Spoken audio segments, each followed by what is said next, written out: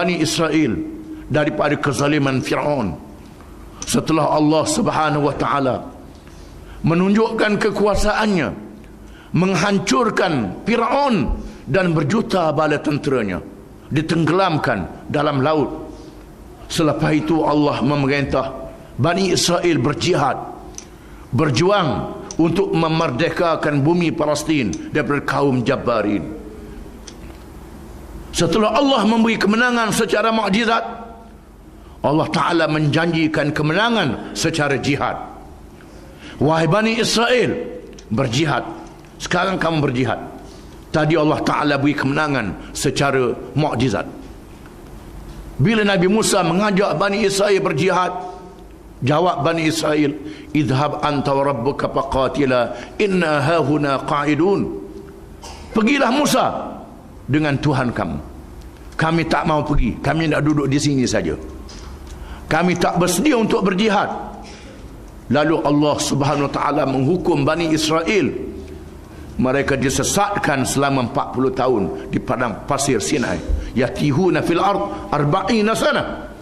Sesat di padang pasir Sinai selama 40 tahun. Nabi Musa dan Harun wafat, meninggal dunia. Generasi yang bacul, yang pada masa itu berumur 40, bila 40 tahun sesat, tak sempat 80 tahun, sudah mati. Orang yang baru dilahirkan ketika permulaan perjalanan mereka, setelah usia 40 tahun, barulah mereka dapat bersama dengan Yusha bin Nun alaihi salam membebaskan bumi Palestin untuk mendirikan kerajaan yang beramal dengan kitab Taurat yang diturunkan kepada Nabi Musa alaihi salam. Nabi Musa dan Harun tak sempat melihat kerajaan yang beramal dengan Taurat. Kemudian ada rasul yang disembelih, Nabi Yahya alaihi salam. Ada rasul yang diseksa, dibunuh dengan kejam, Nabi Zakaria dibelah jasadnya dengan gergaji. Semua rasul-rasul ini dihimpunkan di Al-Masjidil Aqsa dengan Nabi Muhammad sallallahu alaihi wasallam pada malam Isra dan Mi'raj. Sembahyang berjamaah diimamkan oleh Rasulullah sallallahu alaihi wasallam, menunjukkan kesatuan agama. Semua rasul-rasul adalah menganut Islam. Tidak ada rasul yang menganut Kristian. Tidak ada rasul yang menganut agama Yahudi, termasuk rasul-rasul Bani Israel. Semua mereka adalah menganut Islam. Sembahyangnya satu. Tak ada rasul yang sembahyangnya menggunakan muzik sebagaimana yang dilakukan di gereja pada hari ini. Tak ada rasul yang sembahyangnya menggunakan loceng. Semua rasul sembahyangnya satu saja, karena semua mereka adalah menganut Islam. Inilah makna Isra dan Mi'raj yang sangat besar maknanya. Setelah pulang ke Makkahul Mukarramah, Allah Subhanahu wa ta'ala mengurniakan semangat yang tinggi kepada Rasulullah sallallahu alaihi wasallam. Selepas itu ditemukan dengan kabilah-kabilah Arab yang mengerjakan haji di Makkah, mengajak pemimpin-pemimpin kabilah membantu Islam. Bukan sekadar masuk Islam, menyerahkan negeri, menyerahkan diri, menyerahkan harta untuk mendirikan kerajaan yang beramal dengan Quran yang diturunkan oleh Allah Subhanahu wa taala kepada Nabi Muhammad sallallahu alaihi wasallam.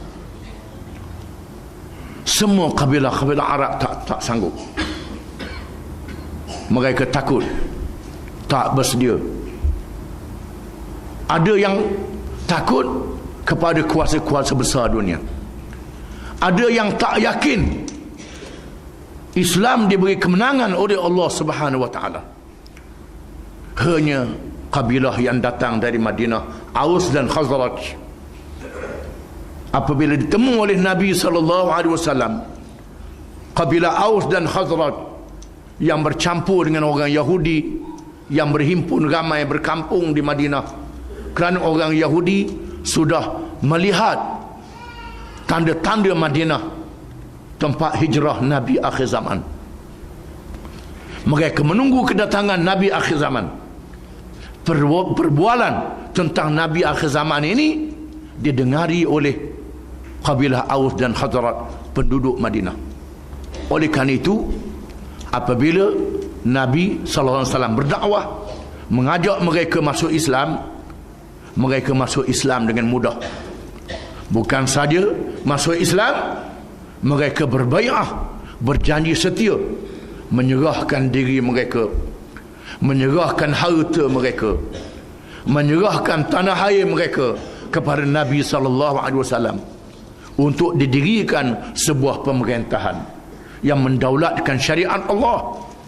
Setelah Rasulullah SAW menolak jawatan menjadi raja di Mekah, nak diberi percuma menjadi raja, nak dikumpulkan harta kekayaan penduduk Mekah, diberi percuma kepada Nabi SAW, semua tawaran itu ditolak.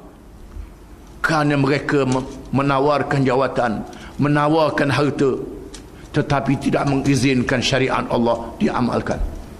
Hanya penduduk Madinah yang menerima Islam yang sepenuhnya. Maka Nabi SAW berhijrah ke Madinah dan mendirikan pemerintahan Islam. Setelah berlakunya Isra' dan Mi'raj. Isra' dan Mi'raj berlaku di akhir-akhir masa Nabi berada di Mekah, untuk menjadi semangat, dan sebab itu berhijrah ke Madinah dengan jumlah yang sedikit, dengan penyokong yang tidak banyak, dengan harta yang sedikit, tetapi memberi makna yang besar. Allah Ta'ala tunjukkan pada malam Isra' dan Mi'raj, kumpulan manusia yang bercocok tanam, tumbuh serta-merta dan keluar buah dengan serta-merta. Ditanya apakah dia, bila Rasulullah tanya apa dia itu, wahai Jibril, dia berkata, itulah dia di kalangan umatmu, mereka yang menyumbangkan harta mereka dan jiwa raga mereka, diberi fadilat, kekuatan dan martabat yang berlipat ganda oleh Allah Ta'ala. Dibawa melawat ke syurga, tiba-tiba dilihat di pintu syurga tulisan, orang yang beri sedekah 10 kali ganda, orang yang beri hutang 18 kali ganda. Rasulullah tanya, wahai Jibril, mengapa begini?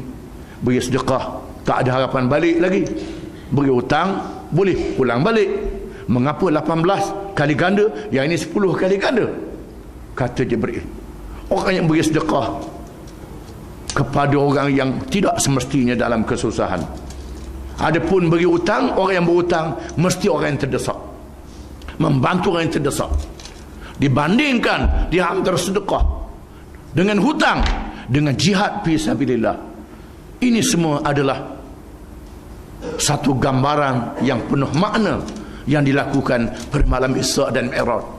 Hanya penduduk Madinah yang dikenali dengan golongan Ansar, dan hanya orang Mekah yang dikenali dengan golongan Muhajirin yang menjadi pengasas kepada pelaksanaan Islam dengan penuh keimanan dan keyakinan. Maka mereka diberi kemuliaan oleh Allah Subhanahu wa Ta'ala.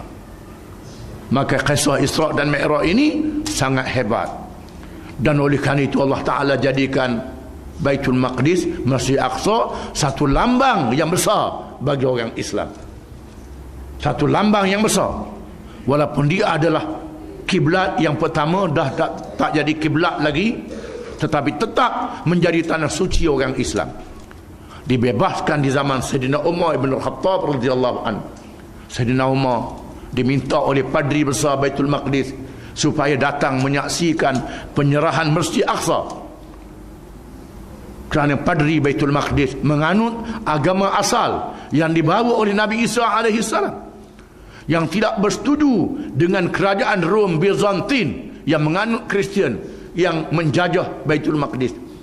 Mereka menganggap orang Islam membebaskan Baitul Maqdis. Sayyidina Umar datang ke Baitul Maqdis, disambut oleh penduduk Baitul Maqdis, termasuk kalangan para sahabat radhiyallahu anhum, Abu Ubaidah Amir bin Jarrah, Muawiyah bin Abi Sufyan, Yazid bin Abi Sufyan,